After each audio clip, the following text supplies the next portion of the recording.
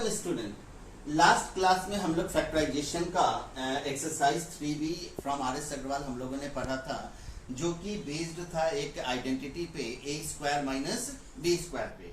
और आज हम लोग पढ़ेंगे मिडिल टर्म स्प्लिटिंग। इस एक्सरसाइज को बहुत ही ज्यादा ध्यान से बनाइएगा, क्योंकि ये एक ऐसा एक्सरसाइज है जो हर समय फ्यूचर में जितना भी क्लासेस में आप जाइएगा, चाहे वो 11th हो 12th हो, उसके बाद भी ये हमेशा यूज होता है। तो इसलिए इस प्रोसेस को थोड़ा सा ध्यान से समझिएगा।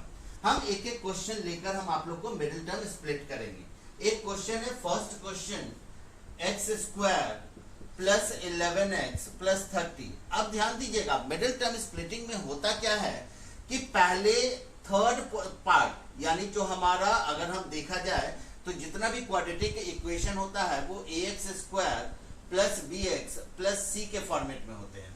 तो सबसे पहले हम क्या करेंगे कि इन दोनों को, ये जो कांस्टेंट पार्ट है a और c, इन दोनों को मल्टीप्लाई करेंगे। तो यहाँ पे कोई कांस्टेंट नहीं है तो 1 है। अब इन दोनों को मल्टीप्लाई करेंगे तो 30 आएगा। अब आपको करना क्या है कि 11x को दो पार्ट में स्प्लिट करना है। ठीक है, हम बोल रहे हैं 11x को दो पार्ट में स्प्लिट करना, कहने का मतलब है कि दोनों पार्ट को मिलाने पे वापस 11x आना चाहिए। तो 11x को दो पार्ट में इस प्रकार से स्प्लिट करना है कि वो दोनों पार्ट को मल्टीप्लाई कर दें तो 30x स्क्वायर के बराबर, यानी इन दोनों के मल्टीपल के बराबर आ जाए। अब चलिए देखते हैं कि इन दोनों के मल्टीपल के बराबर कैसे होगा। तो सबसे पहले देखिएगा कि इन दोनों को मल्टीप्लाई कर रहे हैं तो क्या आ रहा है, 30x स्क्वायर। अब 30x स्क्वायर का सिर्फ कांस्टेंट पार्ट 30 लेते हैं और उसको दो पार्ट में बांटने की कोशिश करते हैं। अब बांटेंगे कैसे, कैसे पता चलेगा कि कौन सा दो पार्ट है जो 30x स्क्वायर भी लाएगा मल्टीप्लाई करने पे और जोड़ने और घटाने पे 11x भी आना चाहिए। तो हम ऐसा करते हैं कि जो इन दोनों को मल्टीप्लाई करने पे जो कांस्टेंट वैल्यू आया है उसका हम एलसीएम निकालते हैं। तो 2 से मिनिमम वैल्यू से एलसीएम निकालिएगा, 2 से 15 टाइम्स। अब देखिएगा 15 में 2 को ऐड करें या 15 में 2 को माइनस करें, क्या 11 आएगा? नहीं आएगा। फिर वापस हम 3 से लगाते हैं, 3 5 जा 15।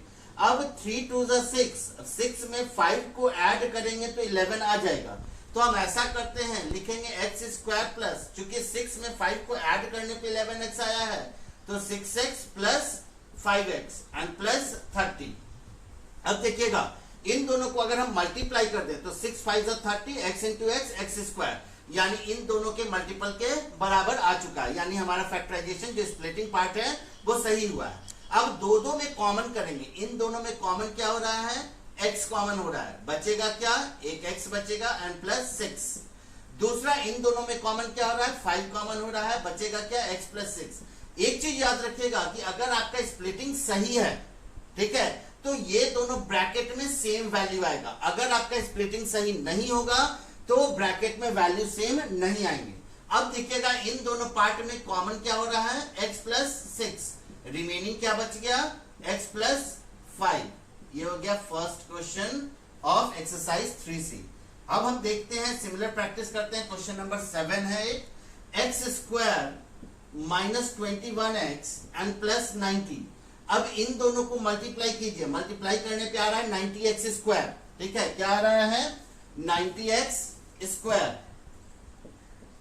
तो इसका सिर्फ 90 लेकर हम एलसीएम निकालेंगे, 2 से 45 टाइम्स। अब देखिएगा 45 में 2 ऐड करेंगे या 45 में 2 माइनस करेंगे, 21 नहीं आएगा। अब हम आते हैं 3 से, तो 3 2 जा 6, 15 में 6 प्लस करेंगे या 15 में 6 माइनस। अब देखिएगा 15 में जब हम 6 प्लस कर रहे हैं तो 21 आ रहा है, 15 प्लस 6 21। तो हम ऐसा करते हैं, एक्स स्क्वायर माइनस 21x है, माइनस लाना है, तो minus 15x and minus 6x plus 90। इधर वाले में कोई चेंजेस नहीं, वो एज इट इज हम उतार दिए। अब देखिएगा माइनस 15x और माइनस 6x मिलकर आ रहा है माइनस 21x। और इन दोनों को जब आप मल्टीप्लाई कीजिएगा तो माइनस माइनस प्लस, और 15 6 जा 90, x इंटू एक्स स्क्वायर, यानी इन दोनों के मल्टीपल के बराबर आ चुका है। अब हम इन दोनों में कॉमन करेंगे तो x कॉमन होगा, x माइनस 15 बचेगा। इन दोनों में अगर हम कॉमन करें तो माइनस 6 कॉमन होगा, इसमें का x बच गया, माइनस प्लस माइनस 6 से 15 टाइम्स 90। अब दोनों में देखिएगा x माइनस 15 कॉमन फैक्टर है, रिमेनिंग क्या बच गया, x minus 6। This is question number 7। अब आते हैं क्वेश्चन नंबर 10 पे।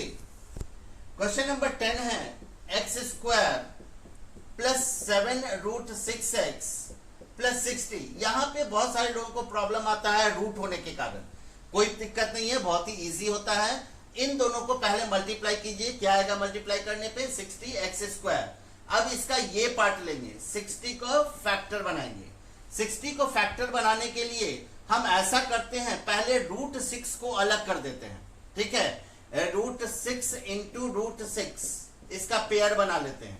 ठीक है, यानी 6 अलग हो गया। अब 6 अलग होने के बाद बचा क्या हमारे पास? 10। अब 10 को सिर्फ दो पार्ट में हमको सॉल्व कर 7 लाना है।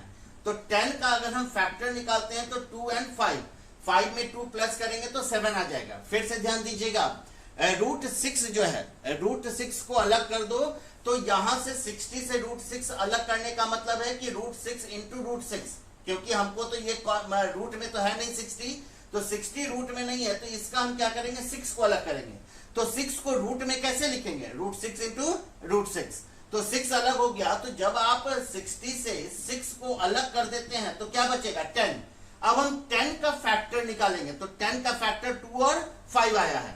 तो अब आप देखिएगा कि 5 + 2 = 7। अब हम ऐसा करते हैं, x² 7 को लिखेंगे प्लस 2।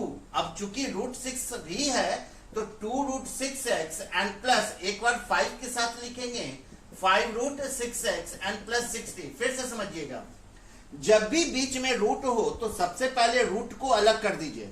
अब रूट को अलग करने के लिए कांस्टेंट पार्ट से अगर आपको रूट को अलग करना हो, हमारा कांस्टेंट पार्ट 60 है और रूट का वैल्यू है 6। अब √6 इसमें आएगा कैसे? तो √6 को ना अलग कर हम 6 को तो अलग कर सकते हैं। तो √6 इंटू, अब 6 को कैसे लिखेंगे रूट में? तो √6 इंटू √6।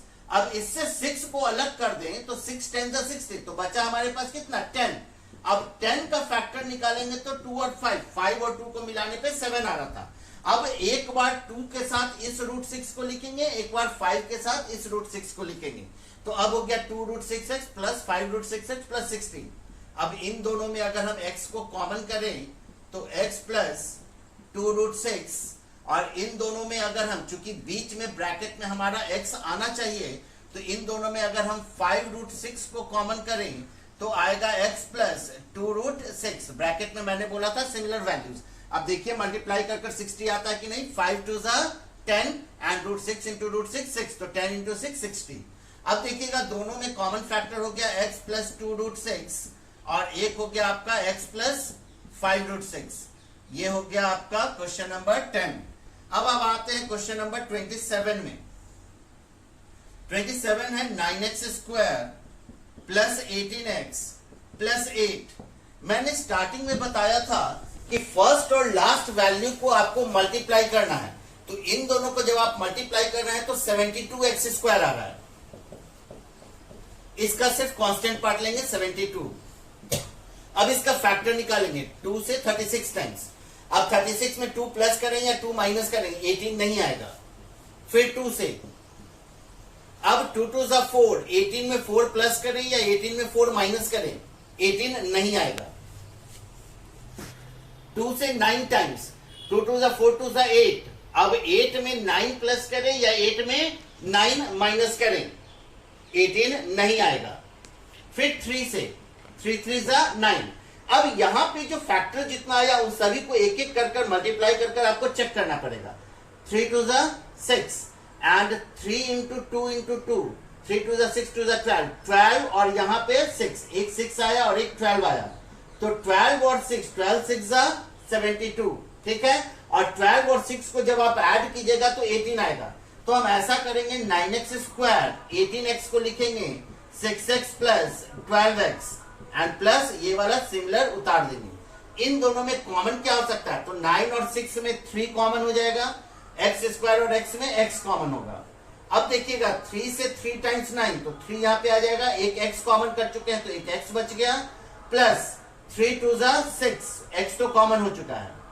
यहां पर इन दोनों में प्लस 4 अगर कॉमन कर दें तो 4 × 3 = 12, 3x एंड प्लस 4 × 2 = 8। अब देखिएगा दोनों ब्रैकेट में सिमिलर वैल्यू आ गया, 3x प्लस 2 इन दोनों को अगर हम कॉमन कर दें तो 3x प्लस 2 कॉमन हो गया, रिमेनिंग क्या बच गया 3x प्लस 4।